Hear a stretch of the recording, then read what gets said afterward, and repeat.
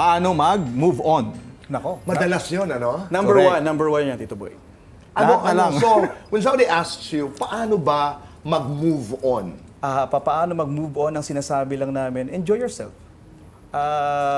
Kung ano yung magpapasaya sa'yo. Kung ano magpapasaya, lumabas ka with your friends. Yung mga hindi mo nakakausap before na mga kaibigan mong tinalikuran mo dati at yung mga pamilya na hindi mo sinamahan sa date, ngayon mo gawin yan. And then, yung kwarto mo, i-arrange mo yung kwarto mo. For Pagudin mo yung sarili mo hanggang pagudin makalimutan mo. Oo. For example, yung kama mo nasa left side, ilipat mo sa right side. Ganun. Baguhin mo yung pintura ng kwarto mo para hindi mo maalala yung mga imprint, yung mga memories. Sa akin, Tito Boy, ang sinasabi ko lang, tandaan mo yung mga bagay na nagpasakit sa'yo habang kasama mo siya. That's the reason kung bakit kailangan mo na mag-move on. Yes. Kasi naalala mo lahat ng sakit. Kailangan mo masaktan para mag-move on. Kailangan mo kasing tulungan yung sarili mo para makapag-move on kasi masakit na.